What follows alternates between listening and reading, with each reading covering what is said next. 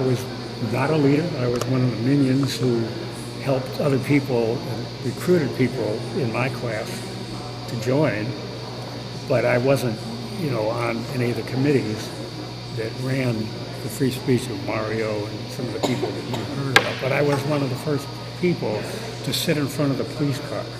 I pride myself on that, and I think the back of my head is on a mural at Dwight Way and Telegraph Avenue, where I can't remember whether I was sitting in front of the front license plate or the back license plate. I think it was the front license plate, because I thought, gee, if they move this car, I'm going to get crushed.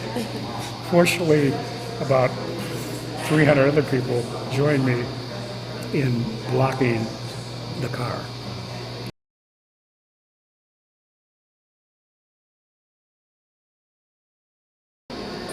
Well, we were 800 of us in Squirrel Hall, and the police came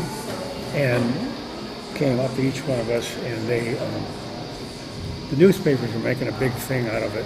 The only thing they could find was newspapers on the floor. We weren't violent. We didn't burn anything down, as things happened later on, but not from us.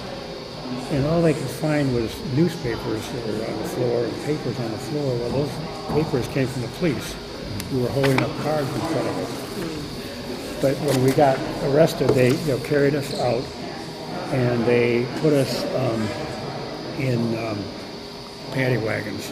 And I remember that I was on the second floor, and when we went down the floor, they had police on both sides of the staircase, and they'd kick us as we'd go by. It could have been worse, I guess. They shot us. But they just dragged us down, and guys would take, a shot at your kidneys, whatever they could. I took a couple of hits, but fortunately I kept my mouth shut. You got to learn that real fast. Keep your mouth shut. Don't argue with police officers. They have guns. And so they put us in this couple of cells. There were 800 people, and the women as well. But they stuffed as many of us as they could into a cell, which was probably the size of maybe 200 square feet. And then they poured water on the floor, so we couldn't sit down. We wouldn't want to sit down. We were there all night, standing up. But that's practically nothing to what we know happens oftentimes. And nobody got shot, nobody got killed. But we certainly got humiliated as much as possible. But we had a lot of good attorneys who volunteered their time, and we ended up with like a $200 fine. And we didn't even have to go to court. That was, they represented us in court. And unfortunately, most of those lawyers that defended us have passed on now. Quite a few have passed on when I see the list of people. So that was like a 24-hour experience. And then after that, we had a probation where, we better not get arrested again. And I haven't been arrested again in 51 years, actually. I've been a good boy.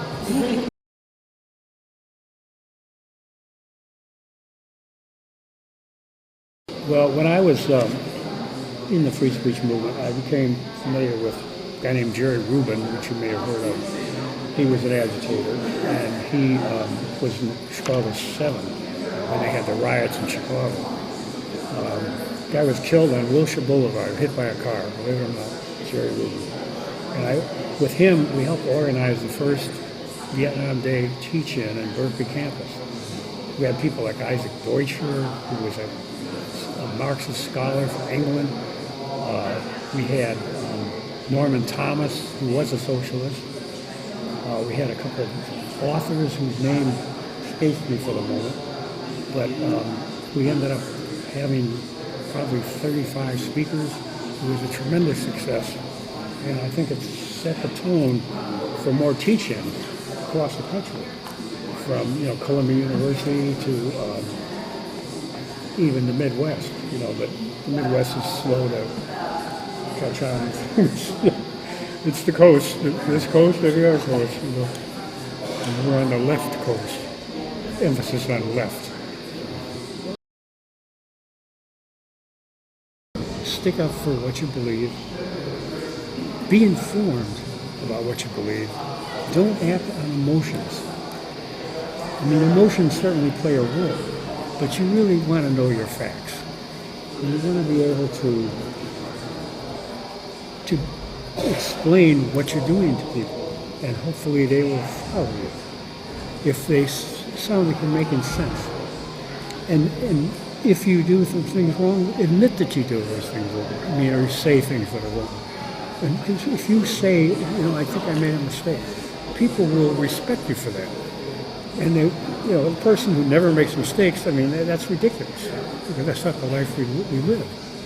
And so, be informed, but stick to what you believe in when you are convinced that you're right. And it's good to get other people with you. I mean, if we didn't have all the people on the campus, including the professors, who backed us up after a while, that really helped. We had so much support from across the world. And be true to yourself, and be always, as I said before, always well informed about issues before you act. And you can certainly have emotion, but let the emotion be tempered by the realities and by the facts. And always be empathetic and try to involve other people in what you do. And try to educate other people who may not be informed. Not that they're stupid or anything, but they just don't have an interest in that, or don't know that they should have an interest, and know how that affects them. Because some people just vote against their own interests and they don't know that. As long as you have people informed, if it's a public movement, a lot of people are behind it. It should usually work, right? Yes, it does. As long as there's communication and honesty.